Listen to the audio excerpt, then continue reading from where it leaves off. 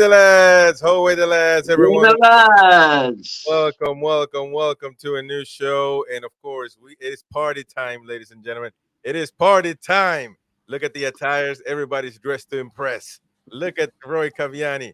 He has to put his hat like that because his head. Paul, Paul is all bantered up. And of course, the mighty win. Very, very spiffy, to say the least. And myself, of course, an American cowboy myself, I have to represent. So cheers, everyone. Let me hold on. Let me add DXK, of course, to the chat. Tony might be joining us pretty soon. So cheers, everyone. Thank you. I'm drinking me dog for Cheers. 1,000 subs. Cheers. I know, Zero sugar peach. Oh, nice. Dom. I know you just got here, but you get to celebrate, brother. I don't have a drink, but I'll raise the mic. Oh no problem. Oh, speaking of mic, look at that, man. We've got matching mics. I know, it's You guys unbelievable. got the same thing, man. Slightly That's different good. colours. Yeah. Does yours stay the same Okay. color? Mine No, I think keeps we are. changing. Yeah, Yeah. it keeps changing. Okay. Oh yeah, it's the same one. Yeah. God, it's spectacular, isn't it? Hey, Tony also in the chat. Welcome, Tony. Cheers, everyone. Antonio. Smash the like button as usual. I gotta obviously, I gotta start it with a few words. I'm not gonna cry, so don't expect that. But as I told the fellas, in the chats, I appreciate your support and I extend the gratitude towards the people, our viewers. Everybody, all of our members. We have over 35 members, I believe, close to 40, I believe. So my appreciation to all of you, and of course the team. Everybody, the NUFC insiders have been amazing. It was the right decision for me to turn it, and it's slowly going from the American Mag by himself to the NUFC Insider. So my appreciation to Roy, always in the chat, always really late in night for him, staying up until 2 a.m., 3 a.m. after the shows even talking. Of course, Paul been there as well. It just kind of started out of nowhere. Really, I just invited him on the show, and it just happened. We had a good connection, and he's always a good pundit to have on the show. So I appreciate you, and of course, taking on the role. Right now, my wife is going to give birth at any moment, and he's taking on the role to present the show while I'm gone. So it's a big task for anybody. So I appreciate you, Paul. Appreciate you. Everything that you've been doing so far. Tony, of course, he's got his own show, his own channel, and he takes the time to come on this one for no really gain. Because like when I started this, there was no viewers. Very many people, very short amount of people was tuning in the show. So I appreciate you, Tony, for everything. Also bringing some of your viewers on the show as well. That's always been appreciative of that. DX, he's a newcomer. We discovered him here on the American Mag. So and it's been great because he has a good head on him. He talks good football, and of course, Whoa, steady. well, it's not a I beer know it's party time, but whoa. it's not a Not beer until after the show. Come on. It's not a beer Viking party for sure. It's just regular, but I appreciate you, Dom, for taking for saying yes and coming on the show, being part of the NUFC Insiders crew. I appreciate Thank you for inviting me. I really appreciate it. and of course the old man. Me and him disagree on 99% of everything, not just Newcastle United, but we're here to debate. Again, the purpose of this channel was create a space where we can all disagree and agree, whatever it is. At the end of the day, turn off the mic and we grab a beer and continue about our day. Nothing, no personal feelings, no drama, none of that stuff. So, and of course, I do appreciate the mighty win for taking the jokes because I am a jokester and I'm ironic a lot of times, and and he takes it well, and of course jokes around as well. So I appreciate all of you. It's been great, and like I said, the fellas, were getting excited in the chat, and that is we have the right to be excited, but the job is not done. We still have a long way to go, and so it's all thanks to you guys, the viewers, people that like, the people that become members, and all that stuff. I appreciate you. A special thanks, at the very beginning, I had a few people that joined me. That just we were doing shows, maybe nobody was watching, but at the end of the day, they were still spending time. Philip from Toon Tactics TV, You know, he was always coming on the show. Jordy Dread TV, Specs. You might see him on Never a Foul and all those shows. So thank you for helping out every now and then. Ryan Rayom, he used to come. Now he's going to be part of the Talk of the Tune worldwide. So he's back on the show, and I appreciate his support. Paul from the Tune Review. The Tune Review has been really nice to me. Billy Bob, the first time he ever came on the show, it was nobody was watching me really, and he just came on. He said yes, he would like to come. No gain really. Obviously, they probably, to say the least, have the biggest channel Newcastle related as far as live streaming goes out there, and so he had nothing to gain. And he came on. We had 3,000 viewers on that stream, and so he kind of got this whole thing started. So thank you, Billy, and of course, oh, more than welcome to come on the show. By the way, the link is in the chat, so anybody can really come on and have their piece on this show. And Paul as well. Even this morning gave us a shout out for no apparent reason. He saw that we were about to be live after his show, so he gave us a shout out. And of course, I was just there doing his fans forum. It was amazing. So thank you to Paul, and I'm sure this is going to be. I'm not going to dwell too much on this particular situation, but me and Paul had a minor difference not too long ago, and the reason why I say this live is because I believe that this is how gentlemen should handle themselves. None of that childish crap, blocking and talking behind each other's back. We had a minor difference. There was really nothing. All it needed to be is just be explained. We took care of it like gentlemen, and now we're good counterparts, I guess you could say, in this YouTube space. So thank you. Cheers to Paul and the Tune Review. I hope that everything goes well, and hopefully we can start a good partnership. Everybody else has come on. Mason as well. Can't forget about Mason. A lot of people have helped me throughout this whole thing, but the most important part is that these people that you see on screen and others that haven't had the opportunity, obviously maybe they'll come on later, but they take the time out of their day to come on this show really late, just the UK, 10 p.m., sometimes 11. At the beginning, it was 11 p.m. And they take the time to come on here late as hell and just do this when they could be working because they have regular work afterwards, and they could just be resting. Well, they come on here for nothing and have their input on the show. And it's all for the tune, really. It's all for Newcastle United and the love that we have for this club. So one day, hopefully, we'll cheer about a championship, about a trophy, and I'm sure it'll come. But as for right now, I appreciate everybody's support. And again, the job is not done. But for now, cheers, everyone. Cheers, cheers. Salute, salute. Cheers, Chris, and don't forget, buddy, and I'm sure everyone will join me here. Don't forget yourself, mate. You started the channel yourself. Yeah. You've invited us all here to be a part of the channel, and you've made us feel like it's not your channel, it's our channel, like as like a group, and we're able to, have ideas and share stuff and be really part of it. Today we were talking about our nuclear bunker secret plans that aren't allowed out into the public. And that's awesome. So, a big shout out to you, Chris, because you've made it feel like a proper community with all of us here, because there's some people that we all, some of us probably knew each other, but maybe just from other channels and stuff. And this channel has kind of brought us all together. So big thank you to you as well, Chris, because you're a top lad. Thank you, man. Appreciate that. Cheers, everyone. Well, obviously, DX don't drink, so that's fine, man.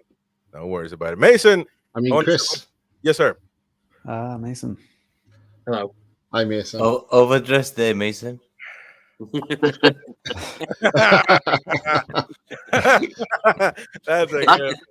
the only outfit he's got, man. I feel a bit better now. Tony, you were saying, man. Yeah, look, Chris, I totally get this when you said, obviously, you started from 0 viewers. Like myself, I started my channel from 0 viewers. I think the first stream I did, I had maybe 5 watching live at the time, because obviously it was a brand new channel. And the thing is, when you do something like this when you start this for the first time, it isn't easy, and the thing is, people don't know the logistics behind it, what you're doing to get your channel sorted out. Right. And there's a lot of work you put into it, it's not just a matter of like even every day when you come on a stream, you know, you've got to do a lot of background work, which people don't realise, you know. As I say, I have regular job. I've got to come in from work sometimes and I've got to start setting me shows up. And people don't realise the time it takes to do this, you know, because you've got to do your thumbnails, get them out there, get your show set up and everything. So it you know, but you know what? I love doing it, and I'm glad you enjoy doing it as well, Chris. Because I mean, look, you know, at the end of the day, it's you know, we're all Newcastle fans at heart, and we do this for the love of our club. At the end of the day, and not only that, sometimes there's people who come on here, and people who are lonely. I've had people myself on the channel who said, you know, if it wasn't for these channels, they wouldn't know what they were doing with themselves because they're on their own. And it's great that people who are out there who are lonely get comfort from watching these channels because it just helps their day, you know, and they feel close to all of us. So, you know, I think it's a great thing we do. Yes, we do see the odd negative people out there who put negative stuff on. But other than that, at the end of the day, it's the best thing, you know, best thing that I've done, best thing that you'll ever do. You know, yes, it's hard work and it's really hard work because you've got to come out with shows and things like that. But you know what? When you hit that milestone of 1,000 subscribers, it's just absolutely massive. It took me 10 months to get to 1,000 subscribers.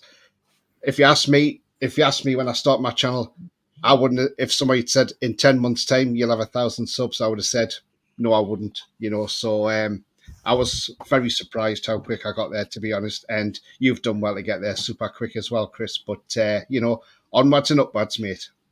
Thank you for that, man. I appreciate that. Billy, welcome to Billy. to this thing, man. I don't know if you heard me, and did you hear me? Because I don't want to repeat it because I'm kind of getting choked up here. But just my appreciation for you and helping me out on that one show that got all of this started. Yeah, I mean, congratulations. You've worked yourself really, really hard. You've done everything the right way. You've got good people with you. You've got the graphics, everything. It's a professional outfit, even though you've only just started. I'm chuffed to bits for you all. I really am, and especially for you, Chris. You know, you put the effort in, and as I say, your backroom stuff that you got around you, Win and Paul and Roy and Mason and Tony and DXK and Jack and people like that. You know, just really good additions to your channel. And onwards and upwards. Your 1,000's the hardest to get, and now it'll fly by. It'll really fly by, and as each milestone passes, it comes quicker and quicker. And the more quality you put out, the higher the quantity of subs you'll get. You know, and you deserve it. You really do. You've done brilliantly in 2.5 months. Outstanding performance, and well done. Thank you for those words. The tune review right there, message. I'm telling you, I'm a big punk when it comes to this stuff. That's why I don't really like doing it. But I'm not gonna read the tune reviews coming because it's gonna set me over the edge. But it is right there. Thank you, Paul. I appreciate you, and of course, we already know you made it public what you have to endure. My dad has the same issue, and it's not easy. And so you do this every day as well, and more than but sometimes twice a day. So that I know, and cheers to you, my friend. Thank you. Hey, no dead silence, fellas. Come on, say something. No. Mighty Wayne, what are you doing? I'm just letting you all get on with it. Johnny's on about the thumbnails. I think you've got a manicurist does your thumbnails. But this is the thumbnail today, which everybody's pretty sharp. You know, everybody's looking pretty sharp. We even got Ryan and Little Soldier down there. Teddy Bear Mason. We got Little Baby Jack and Jamie Smith from the mag. He's the little mag down there. So every attention to detail, fellas. But no, thank you so much, man. It's been great. It's been definitely great, and all of you have made it a sort of a success. A small success, but even the snake ones that we will mention. There's some snakes along the way that helped us learn. Who.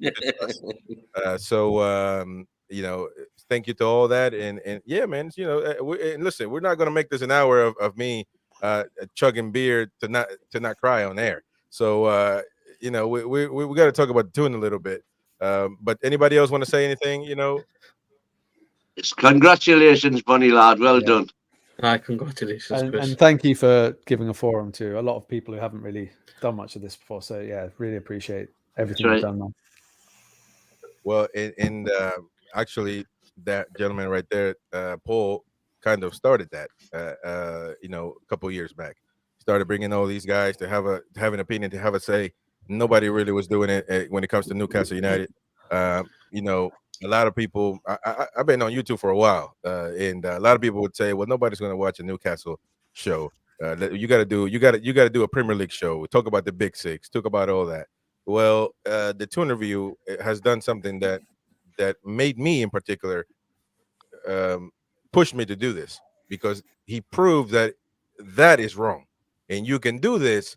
Not only talk about Newcastle, that has its limitations, of course, done by our own people that manage the club, as well as others trying to keep us down. He's done that, getting thousands of people watching live. He's proven that it can be done, and it's taught people like me that you can achieve that as well. And having the difficulties that he's mentioned on his personal life, he still gets up and do it, as well as all these guys like Billy, like Stato, now Sam. Before it was Daniela or Daniela, Danielle.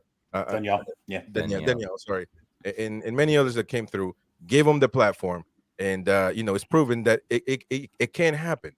You can do it. And so to anybody out there, don't give up. Just keep doing your thing, and if you put good content, if you make sense, people out there are going to tune into you. So that's just the bottom line, because Stone Cold said so. Anyways, I appreciate everybody, and let's talk about the tune. Billy, you got a few minutes to stay on, brother. Yeah, because you guys having a great, and it's great for me to class you all as friends, man. That's a cool comment right there. Anyways, let's talk a little bit about the tune. I mean, everybody's been talking about Man City, and I mean, it's kind of the present, isn't it? I mean, we've done previews. Tune Review got the preview. Everybody's already talked about it. What I would like to bring up is this. Derek, who was the guy that we talked about for the DOF? I forgot. Did he work at Liverpool, or was he linked with Liverpool? How about the DOF? You mean Paul Mitchell? Yeah, Paul Mitchell. And I think it would be an interesting topic. Does it matter for the tune to get somebody right now? Is it that important? Or is it even that important to get one at all? What do you guys think? What are you guys' thoughts on this situation? And I guess we can start Mighty Wayne and go all the way around. Well, like I said this morning, if you look at all the great clubs and all the great dynasties of the past, the main man is the manager.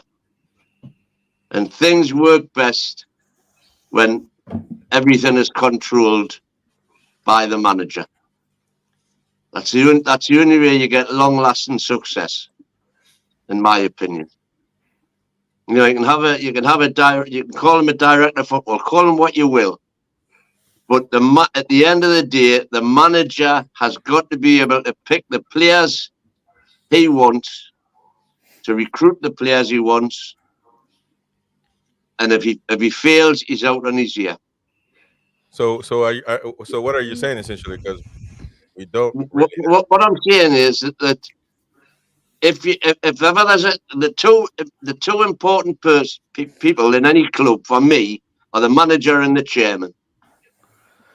And if they haven't got a link, like for example, we're talking about how much money we're going to spend in the summer. If the chairman doesn't trust the manager to spend that money, and he's going to give a director of football the power to bring in the players he wants and to say to the manager, right, the other players you're getting, make the best of it. I just don't think that's a healthy situation at all. I want to see the manager looking at his team, realizing what his shortcomings are, and him saying to the director of football, right, go and find me, I don't know, a left winger who has got brilliant crossing ability. And the director of football then he's in charge of the scouting team. He sets the scouting team up. He says to them, right, go and find me a left winger who's brilliant at crossing the ball. And then they'll come back to the manager with a list of 4 or 5 possibilities. And the manager then chooses, obviously looks at them himself, and he chooses, right, out of that lot, he's the one I fancy. Well, I mean, you said a lot, but you didn't really say anything. Because what you're saying is, well, the manager needs to be trusted, like Sir Alex Ferguson, like Pep Guardiola, but like Wenger, like Clough, like Shankly. Do we have now? I'm back. Now that everything has dried up, I'm back. So, do we have that elite manager that we hand the keys to the club? And you'll never know. You'll never know it. You give them. Never know. No. That's not necessarily true. You can earn your potential. But let me, Paul. What do you think about this situation? We're falling down the wrong pitfall here, because we don't have a manager. We have a head coach, and it's a pitfall that people keep falling into. Newcastle want to be one of these clubs where you have a head coach, you have a director of football who is in charge of getting signings. I'm sure that the head coach still has an opinion, but they leave it up to the director of football to actually get the signings in. That's what Dan Ashworth's job was meant to be, behind the scenes.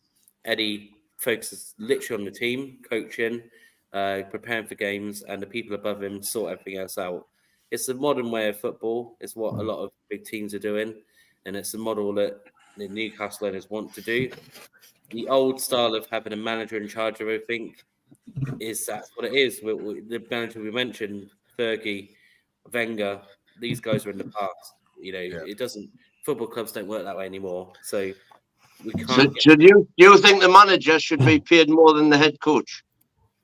Well, there's no such thing as a manager anymore. Sorry. Do you think the director of football should be paid more than the head coach? I think it's based off what your job role is. There's a scale to every job. And I would assume what you've accomplished. I mean, Pep, nobody's getting more money than Pep other than some players. Yeah. In Much City. But by the way, I forgot. That's what I'm saying. I'm saying, do you, if that's the hierarchy that you are wanting to create, hold on, then surely the director of football should be much higher paid than one of his underlings, like the head coach. By the way, hold on. I forgot to tell you guys that we got contacted by the cigarette party, and they wanted me to, they're gonna be the sponsors of the show. So we're gonna play the sponsorship right now. We've got Believe me, together we can change history. No, hold on. It's this one. Is that freaking Derek? This is an appeal on behalf of the We Can Smoke Party.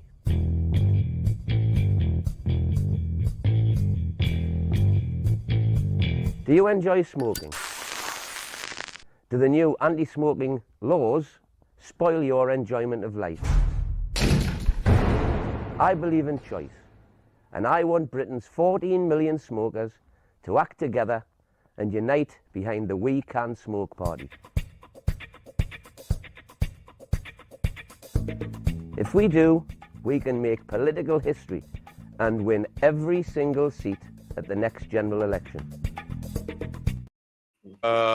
Derek, That's good. That's amazing. I cannot believe this old decrepit fart would make a campaign to put lungs into the children, to put smoke into the children's lungs, man. Derek, what party were you part of, like? Was that in the 80s? When was that? 2007, after the smoking ban was introduced. Oh my God! Derek, Come on, Derek, what party were you part of? Labour. man. You're talking about in that video. You said you were the CEO. You're the this. You're the that. Of what? Of a party of one person. No, we got out to 03. We couldn't get the funding. Couldn't get any funding. Oh, talking about funding. I Oh, hope wow. when I ask people to become members of the show, I don't sound as desperate as this bloke right here. Our objective is to ensure that every UK smoker is aware of our existence, and this costs big money. I've already personally spent more than £2,000 on this campaign, and I can't afford to spend much more, which is why I am appealing for any smoker watching this to visit our website and make a donation. Believe me, together we can change history, but in order to do so, we need funding. Every donation to the organisation will be logged, and it is my intention, once elected, to introduce legislation whereby every donor will be refunded double their donation, tax-free. Please, send your donation now and prove for the first time in British political history that democracy works and that government can no longer ride roughshod over the man or woman in the street. Oh my God, this dude is so desperate. Give your money. man. Give your money. I cannot believe you. You are the worst politician in the world, in the whole world, man. God. See, Derek, if you'd have just fucking not smoked fucking 40 packets of cigarettes, you'd have had your £2,000 now and then. There you go. Why? And I'm gonna tell you that, why do you sound? You don't sound Geordie there, man. You sound very proper. You sound very much, just a regular English diplomat. I'll tell you one thing I've never done, Chris. I have never changed my accent. I talk the way I talk. Come on, man. But anyways, folks, hey, the message. You've not done a Robson Green. Let me tell you something. The message to the kid. Or a Chris Waddle. Hey, listen. Yeah. Don't listen to this old guy. Message to the kids: don't smoke. Smoking is not good. You know what I mean? No, try to vape if you gotta don't have smoke. to. Come on. Smoking is not good. Don't smoke, kids. Derek's Bad. only 27 years old. This old guy is trying to bring. It doesn't matter. He's trying to bring his personal agenda into the restaurants where maybe pregnant women are there, little children. No, that's the whole point. If it's got a smoking sign outside, you don't go in. If you're a non-smoker, choose not to use it. But if it's smoking, you go in, you know what you're going to get. Your logic is to just have a smoke, the whole restaurant be able to smoke, and the children just go hungry and not go into the restaurant. No, the parents don't take them into a smoking restaurant. Anyways, we're gonna have to continue with the tune talk. But before that, all jokes aside, there's a new single, and it's being put out today on Spotify, and it's this one. He'll beat them on the ground, he'll beat them in the air. Oh, Fabian Share. Beat them on the ground, he'll score from anywhere. Oh, Fabian Share. There we go, Derek. That's a romantic song you got going on, but that's fine. Is that the B-side to the new Mark Knopfler release? Yeah. Joe, going back to that smoking campaign, Derek, what you needed was a director of smoking to kind of take a bit of the heat off you. That might have worked. Yeah. Dan Ashworth. Oh my God. Hey. He would have. Hey. There you go. Anyways, You can laugh. Oh my God. That's it. Hey, Time's Roy. coming up. I can't. Oh, Hey, yeah. you know who Roy reminds you of, don't you, with a hat on? You know the guy off Jurassic Park? The old guy with the glasses and the hat and the beard. We got. I was thinking Jeff Boycott with a beard. Okay, fucking pot hog. Yeah. Oh, yeah. Jeff Boycott as well, yeah. Mr. Holmes, Roy, are you a cricket Breaking Bad player? or something? Maybe. Yeah, somebody says you look like a Kentucky Fried Chicken dude. And Yeah. Oh, Colonel Sanders. Close, not far enough. No, you're dressed proper, man. Hi, Colonel Saunders, Yeah. Hey, talking about KFC. famous people, I had somebody famous in the chat tonight, didn't we, Paul? Alan Partridge. Alan Partridge. Yeah. Oh, watch him come on. He was on Peter's channel now. Oh, was he? Oh, he might come on here Aye. tonight, then, Alan Partridge. Oh my goodness. Anyways, let's talk about the tune, fellas. People want to hear about the tune. They don't want to hear us talk blah about nonsense. We were talking about the DOF. Paul had a steak, and Roy, what do you have to say, man, with your greasy Kentucky Fried Chicken lips? I mean, the way football's going, we will need a director of football. But yeah, Derek is right though. The coach should depends. Manager like Alex Ferguson, Pep. I mean, Pep controls the whole club. But do you trust Eddie with our club? That's the thing. Me personally, so far, I don't trust him. I don't trust now. 100%. Shout out to my I wife. don't 100%. I love you. Well, Please pop this baby as soon as possible. Not when I'm live. Because there's big picture and there's the small details. The small details like match management, match by match, and then there's you've got your whole season planning. So this season, everything was wrong from the transfers all the way to match planning, to small details and actual matches like the last one against Chelsea. Yeah. So injuries and suspensions didn't come into it. Yeah, but that's to do with the summer transfer as well, and small details like Everton match and some other matches that he could have done better with. He didn't, and then Chelsea's game had nothing to do with injuries.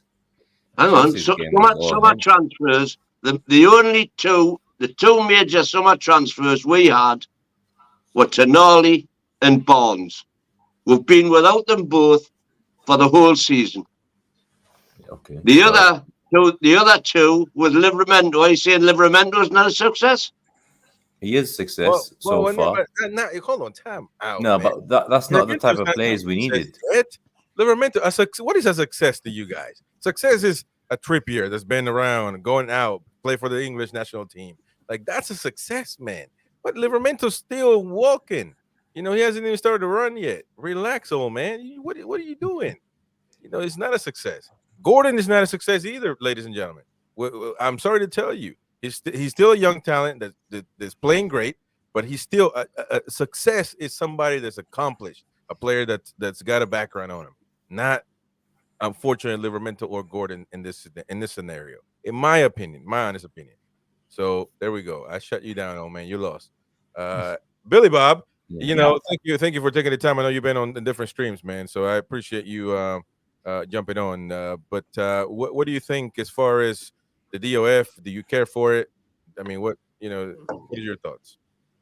It doesn't matter whether I would care for it. And I'm with Derek. I like the old-fashioned way, but it's not the way that things are done these days. And pressure's got to be taken off the head coach with the director of football. And unfortunately, what happens is who's responsible? It's not generally the director of football. It's the head coach that gets sacked when he's playing players that have been signed from other people, which I find that wrong. But first things first, your director of football and your manager have got to be aligned on every single part of that club, whether it's football, tactics, whether it's recruitment, whether it's your training ground stuff, whether it's technology. They've got to be 100% aligned, and it's definite. You haven't got to be a rocket scientist to see that Dan Ashworth and Eddie Howe did not get on. Blatantly obvious. You can see that with the Lewis Hall. You can see it with Tino Livramento, playing so well and then getting dropped for Dan Burn again. So you've got to have a director of football and manager that align. Now, if they get another director of football and say Paul Mitchell comes in and Eddie Howe doesn't get on with him and it's sticky going, at that point, who gets the sack? It's got to be Eddie Howe. Right. It's got to be Eddie Howe, hasn't it? That's it. And also, don't forget Eddie's nephew. Eddie's nephew is it's a weird thing, man. And any other job, listen. Eddie, the Champions League, that's good. That obviously that's great. I mean, but Eddie doesn't have a curriculum to be able to say, this is what we're going to do here. This is going to take us to the promised land. This is what we're doing. He doesn't have that curriculum yet. The Champions League qualifications is amazing, but he doesn't have that background to say, my nephew's going to be in there because I know he's good at scouting, and we're going to put this guy here, and we're going to do this. He doesn't have that background. So, that's the way I think. But Mason, what do you think on this, man? For me, I think it's with regards to the obviously Eddie Howe's everywhere. I think it's a friggin' force, but you see with like managers, obviously you alluded to like Fergie, Pep, Klopp, to name a few. I prefer when managers do their own business because they get the players who they want, and then they'll get rid of players who they're not in the plans or they don't like them as a player, not as a person. But for me, I like the old-fashioned way because I think the sporting director bit is a bit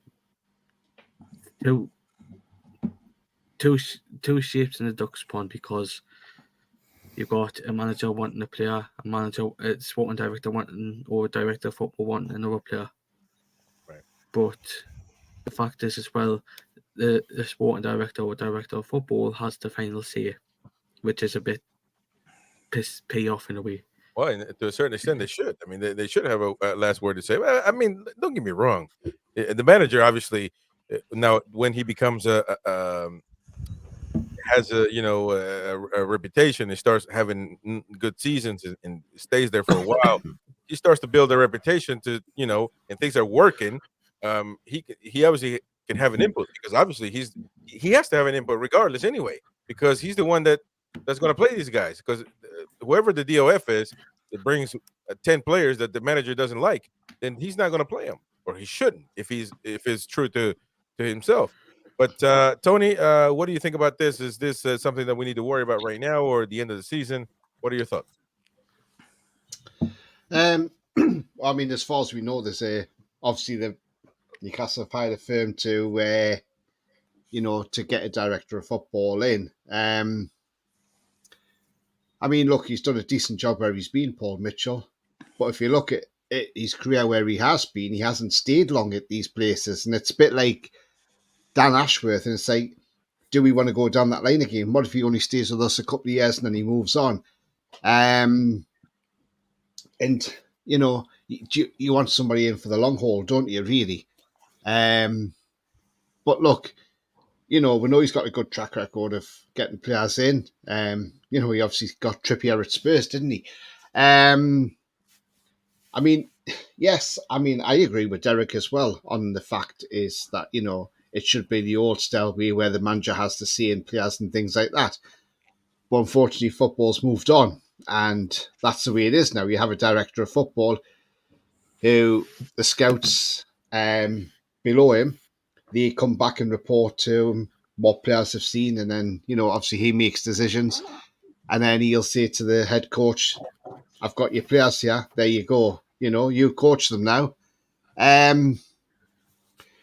And so that's the way it is now, unfortunately. But we just got to wait and see what happens with him. I mean, obviously, there's Thiago Pinto's actually put his name in the hat as well. He threw his hat in the ring. He's come out and said Newcastle's a great club and Bobby Robson's a hero in Portugal. So we know he's put his hat in the ring. But look, whoever comes in, obviously, have got a job to do. In regards to Andy Howe or Andy Pandy, whatever you want to call him. Do I agree he's there? Not really, no. I don't think he should have his nephew working there. Well, hang on a minute. Davy Swayze in the chat has just said, where is it? Eddie brought all his backroom staff from Bournemouth and his brother head scout. What the you-know-what? Well, I'll tell you what the you-know-what, Davy. It was that whole squad that got Bournemouth from almost out the Football League into the Premiership and kept them there. It was that whole squad that got us from the bottom of the Premiership to the Champions League. That's what that whole squad did. But the fact, so it doesn't matter. It doesn't matter a toss that one of them happens to be his relation. They obviously work well together. They do a job and they're successful. Well, what about now? And that's what I want for my football club. What about now, though? But the thing What is, about now? Did you not watch my rant today? Yeah, but what was Andy Howe doing last season? What was Andy Howe doing last season? I've got no idea. Exactly, Billy. Exactly my point, Billy. He certainly wasn't head of recruitment, was he? What was he doing, Billy? He could be part of the reason I've why got no idea. Ashworth left. All I know is that all the staff that Eddie's brought with him from Bournemouth so far have been successful. Well, I mean, this year. What about this year? What about the last year with Bournemouth? You know, I told you this year we've been crippled. The same. But we overachieved last year, and we've been crippled by injuries this year, and suspension, obviously. We're certainly following the same patterns that he followed at Bournemouth. You know, again, whether you like to admit it or not, you know, towards the end. No, I'll not admit it because it's not true. Because he was placing the same players that he trusted, and everybody could see that they weren't working out. And right, as I said, our squad right now, there's maybe 4 players who would get into any other top 4 team. Well, you know what? If you've got a team with only 4 players who are top 4 players, how can you expect any more? Any more than not? I mean, I don't even care if it's all of us playing against Chelsea. I don't want my manager to do is basically tell me, don't worry about this game. We already lost 5-0, 10-0 is the same thing. I don't want that. Eddie's made mistakes. Of course, he's made mistakes. Exactly. So that's of course he's made mistakes. Big mistakes. And therefore, he's not an experienced coach. He's not an elite manager. Therefore, the bottom line is he needs a good DOF that he needs to. No, he doesn't need a good DOF. He needs good players. Well, that's what the hell the DOF does. Bring in the damn players. Yeah. It doesn't need to. He's perfectly capable of finding the players himself. Derek, what you're failing to remember is this is the really important point, and it's really important I make it. Last season, you had the calmest of calm waters to operate good ship Newcastle United in. Because halfway through the season, we had a break for the World Cup, allowed players to recuperate, and then come back and go again. Hardly any injuries last season. Correct. And that's because of that mid-season break, which was, 6 weeks long? Yep. Well, he had the calmest of calm waters. No adversity at all. Very little. The Pope sending off. Cost us a cup final, probably. This season, he had a bit of adversity, and he's dealt with it absolutely abhorrently. And that's the question you've got to ask. When things get tough, that's when you see how good your manager is. We've seen things get tough this year, and Eddie Howe's been found wanted, in my opinion. And you know, it's crazy. I agree with you, Billy. He has been found wanting. Now, the craziest thing is, but hopefully he's learning. Look, somebody was talking about Alex Ferguson earlier on. Look at Alex Ferguson when he first started at Man United. He was within 90 minutes of getting the sack. He was.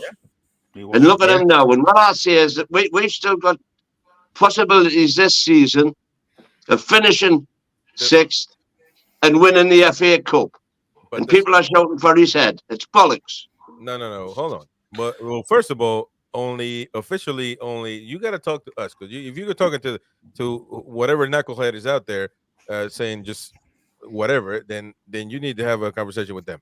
Here, the only official person that's called for Eddie to be out, and that's the one and only Billy Bob, because he's had his reasons. And I disagree with Billy Bob on that.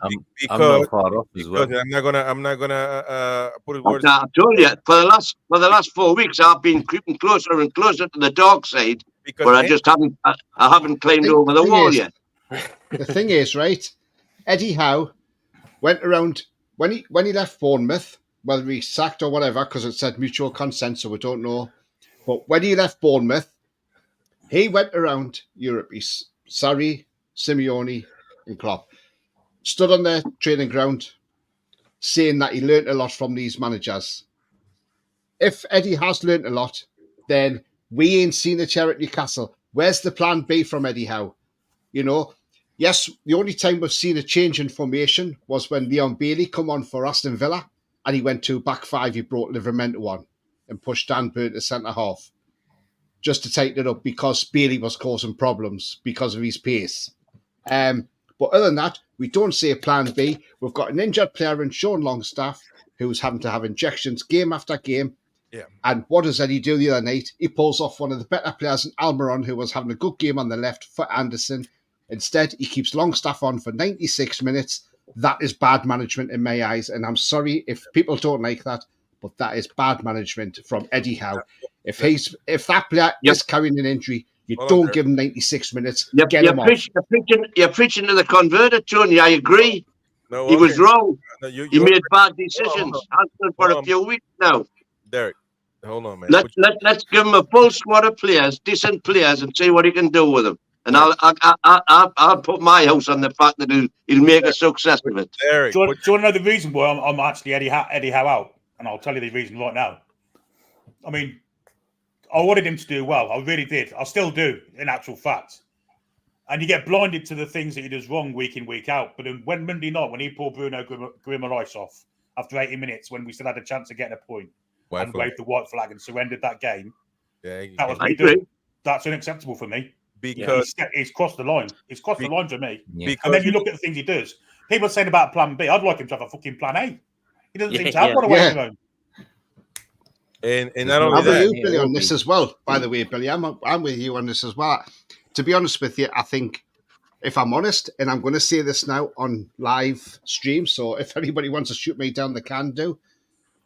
I think if we escape a hammering tomorrow, he'll be here at the end of the season, and then I think he will be replaced in the summer, if I'm honest, because why are we continually being linked with all different managers? Even Mancini's name's being thrown around now, and we've seen this often in the past. When managers' names get bandied about, it means the manager of that club's time's almost up. And I tell you why? I think the owners at the end of the season may change the manager, and there's nothing anybody can do about it. So as much as you love Eddie Howe, there's nothing you can do about it. The owners decide who they want as manager. Absolutely. But shall I tell you why all these names of other managers are being bandied about? Quickly. Because Newcastle United is news. Newcastle United gets clicks. So everybody just puts any name anywhere, and knowing that they're going to get the clicks they want. Okay, well that I understand that. Now we got DX. Please don't be scared, man. I know this is just people. You know what I mean? It's just I don't want to interrupt the flow. You know. I know it's a little different, but we're trying to the nursing home is not. It's not allowing us to just keep. No, I disagree actually. I normally actually agree with the Mighty Win a lot of what he says, because I think we're on the same wavelength. But today, I think it's a really archaic view you've got of all this stuff. You're going on about stuff from the 70s, Brian Clough, and great managers and great people. But even Klopp didn't sign his own players at Liverpool. You had Michael Stewart signing the players, and look, they got Salah, they got Mane, they got these great players. I think. You're kind of looking. You got one foot in the past. And, so briefly, just say that Brian Clough didn't do it on his own either. Had Peter Taylor be on. Yeah, Peter Taylor. Signed players, but I think what happened when Peter Taylor left? Yeah, they didn't. He failed. Well, no, they still won League Cups and stuff. To be fair, but no, I think if we're going to bring in someone like Paul Mitchell, who's a world-renowned, European-renowned director of football, you're going to have to give him some power to sign players, to identify youth team players, first team players, to build something that runs a fabric that runs through the club, because we don't have that at the moment. And I don't think Eddie Howe can take on all of those responsibilities on his own and build it. And also I could imagine, and maybe I'm being naive, but I could imagine a team full of players like Phil Billing, and is it called Phil Billing? Billing anyway. And, players like that, and Solanke and people like that. And I don't think those are the players who are going to get us into that top four, that top, consistently. I think they're the players that make you a decent side, a top half side, 8th, 7th, 8th, 9th. But to go to the next level, you need someone who's a bit more innovative, a bit more imagination than an Eddie Howe. But saying that, I do want Eddie Howe to stay as manager. I don't think it's his time yet to be kicked out. Yeah. And I definitely wouldn't take Mancini as a replacement. Yeah, no. But Mancini won't leave Saudi. He won't leave the Saudi national. Oh no, too much money. Listen, and I know that only one person officially. We haven't asked for it. I know we just put the we counter debate when people say that Eddie Howe is all, he's done everything perfect and it's just the injuries. So we just stating the facts. Now, only one person officially, Billy Bob, has said that, but I'm going to be Billy Bob's best friend right now and say that he didn't really mean to say I want 87. It's just that he's upset that he gave up on the game before it was over. And if Steve Bruce would have done that, the mighty win would have been marching outside of St. James's Park to get him sacked. And that is the biggest problem. Go on, DX. No, I was just going to say, can I just say with Bruno that I noticed that he kind of just stopped in the middle of the pitch about a minute before he went off and lost the ball. He just stood there and he looked completely like crestfallen by what was going on. So I don't know if that was something to do with maybe that pissed Eddie off and he thought, grab him, take him off. Well, he got Judas. I mean, Palmer just ran up from behind him. No one shouted man on or anything. Clearly, Yeah, exactly. Yeah. And just walked the ball off him.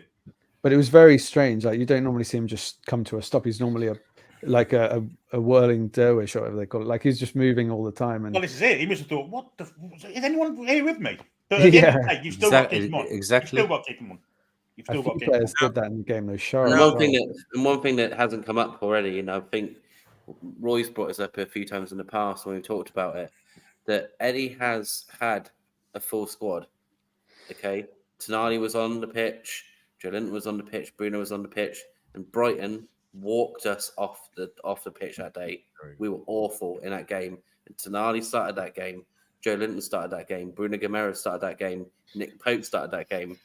We were awful in that match. So Eddie has had some games with a full team that we are meant to go forward with. Liverpool 10 men, not done anything. 70 minutes. Liverpool should have won that game. That was a quirk of fate. That was the gods of football. No, that was he took Tonali and the game before the Brighton game, the Brighton game, we beat Villa, who are now fourth in the league, 5-1. Yeah, we beat them twice again. I mean, just saying, it was their number. Villa's game was 50-50 until that lad got injured. Was his Mings? name? Yeah. Mings. I think it was 50-50. I mean, if we could play Villa every week, we're champions, and Eddie Howe will be the best manager since sliced bread. Yeah, exactly. Yeah, 38 games against Villa. Mate, Wolves beat City. Doesn't matter.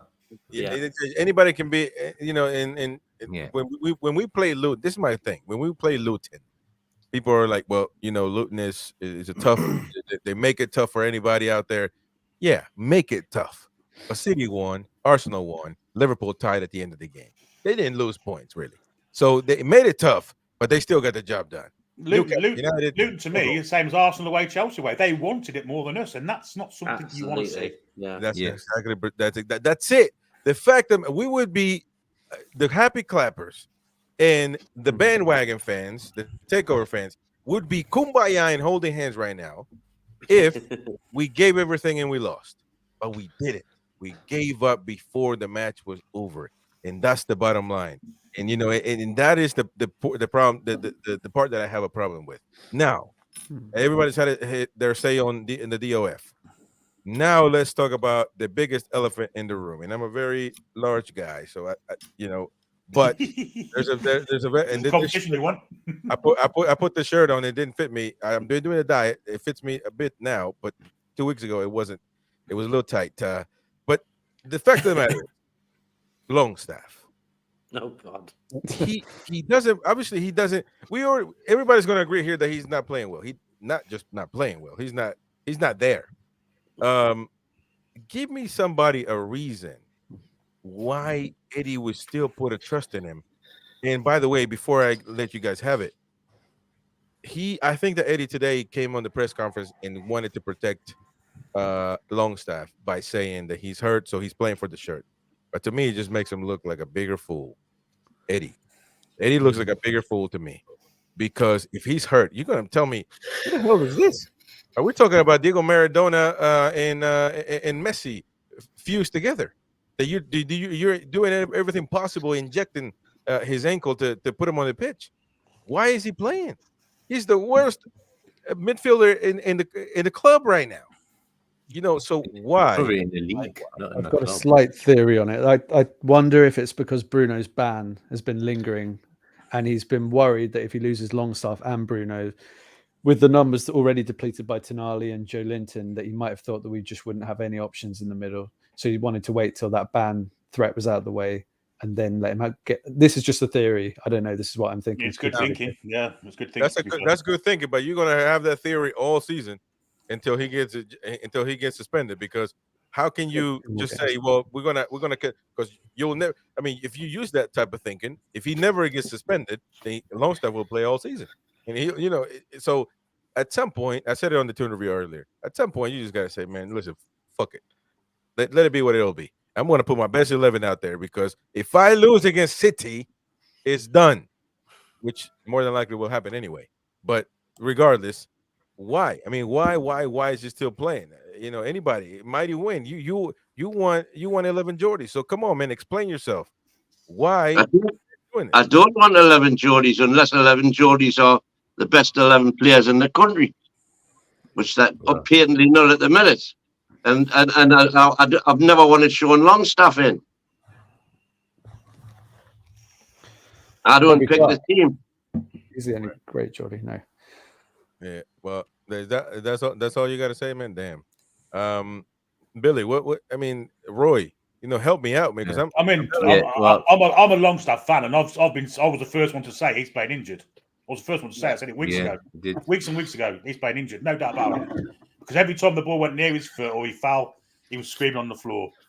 To me, it's terrible management to make him go through that. He's not got any forethought for his welfare. That's disgusting, I would think. But Sean Longstaff put his hand up, kept the team going while we only had Marley and him available to play on in the eights. And you've got to give him credit for that. But once that situation disappeared with Willock coming back, there's no excuse to playing Longstaff anymore. Yeah, it's a good point. With Miley on the bench, it doesn't really make any sense. Makes no sense. And especially for him to stay 90 minutes on the pitch against Chelsea when he was dog awful, and Arsenal also. 90 minutes. Man, that is insane. By the way, thank you. Thank you, Andrew, for becoming a member. I appreciate you so much. Thank you for that. Appreciate it. Enjoy your content, your exclusive content. You can win a notepad soon. By the way, shout out to the Queen of Heart for getting her shirt right here for her brother. She got her shirt. Sorry. Where's the notepad?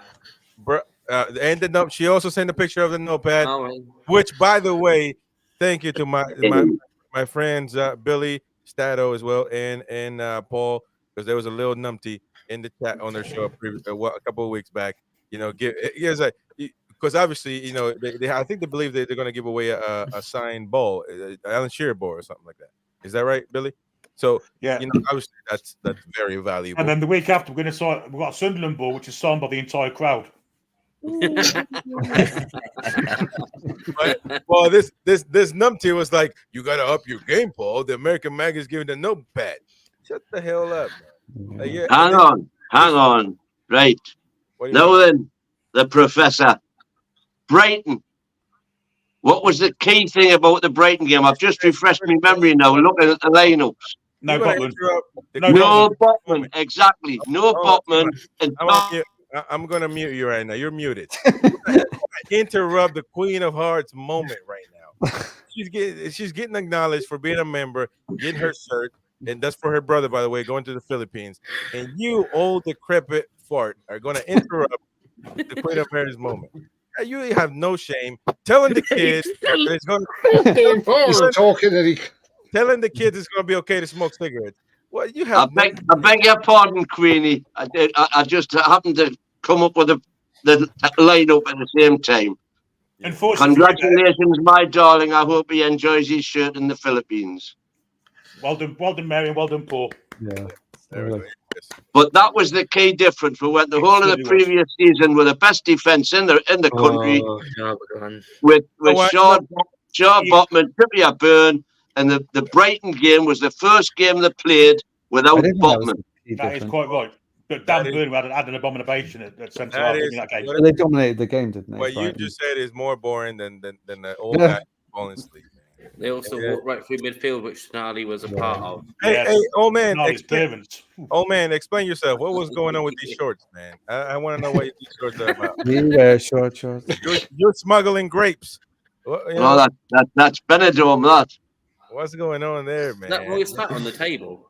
Why do you? That's so old. Why do you have a Hawaiian shirt on? I've got a wardrobe full of them. Open my shirt, it's like open my wardrobe, it's like a firework display. Well, let me tell you something. Remember, folks, everything. Believe me, together we can change history. There you go. Believe me, together we. Twice. Together we will change history. So, do you guys believe? Anybody believe that tomorrow Longstaff will be benched? Anybody has a small? No, I think he's starting. You'll be I think playing. he'll play. He'll play. Yeah, I think he's starting. Yeah, But I think guess- he'll probably start when. Imagine if he gets injured and then Bruno gets yellow. Yeah. Oh, He's mate. gonna play without. Yellow doesn't count tomorrow. No. If he gets one against West Ham, so Bruno gets a yellow against West Ham, and Longstaff gets injured. So you got Well, Miley Anderson, I and guess Bruno. Anderson. Folks, we've already gone in an hour. I have to go and eat dinner. It's been a great show. It's going by fast, and of course, a few of us It's not been on KFC, is it? different. No, it's Peruvian. Colonel Sanders. It's Peruvian food, man. Nobody Solano will be jealous. Arroz con pollo. So arroz con pollo. I mean, you know what that is? Nobody has an inclination on Spanish. Billy, please don't let me down. Con pollo. Chicken and rice, man. Chicken and rice, but it's really good. Peruvian. Oh, Polo. Yeah, Polo. A Rosso Apollo. Yeah, there we go. Don't take a spacecraft. But listen, now an hour is going by fast, and I just appreciate your support. Please smash the like button, subscribe, and we're gonna go places. The job is not done yet. Job is not finished, so we still got a lot of shows to do. Tomorrow, match reaction after the live match on the Tune Review. Pre-match on Tony's. I'm sure. Match 4 p.m. live watch along at what is it? What time, Billy? 5 o'clock we start tomorrow. 5 o'clock right there. You can join Paul and Billy after the Don't show. bother watching the other guys. Don't bother watching the other guys. Go watch these guys. No. Don't watch the other shite, man. If you're not part of the circle, it's shite. And you benefit from the club one way or the other. You're always benefiting from the club, man. So I'm not gonna, but stay away from those guys, man. They'll ban you for saying anything, by the way. We're doing great. So again, pre-match on Tony's show, watch along on the Tune Review, match reaction right here on the NUFC Insiders. I appreciate everybody coming on. Of course, subscribe to our friend channels as well. Obviously, Tony, Little Jack, we got Tune Review, and so far those are our only friend channel. Damn. We don't have many friends. That's good. We keep that's good. Anyways, Who else do you want, Chris? What other channels do you want to be your friends? not really. PD Proudlock, the one, he's a friend, isn't he? Oh, Peter Proud. No, yeah, that's he's Peter in the chat. Proudlock. I forgot Peter Proudlock. Yes, sir. Don't forget. Do you want Delegate Shots as your friends? 4-channel family for me. Yeah, and other channels do good things. Some of them do good things. We just don't know. So other than that, but there's some shite ones you got to keep, especially people with red. Never mind. We'll call it off. Thank you so much for subscribing. We'll see you in the next one. Bye-bye.